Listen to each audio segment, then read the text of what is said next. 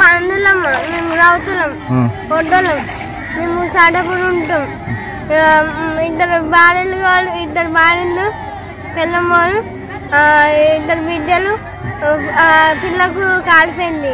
3 కొడుకులు 2 కిషన్ బాలక శీల పయంగర్ కృష్ణ. ఎందుకు వచ్చారు వీళ్ళకి?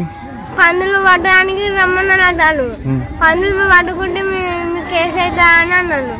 అంటే పడతామని వచ్చిండు. అసలు మాకు తెలియదు. మేము ఇంటికాడ ఉన్నాం. మేము స్కూల్ పోయినాం.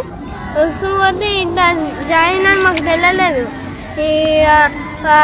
ఫోన్ చేసిండు మా తమ్ముడు.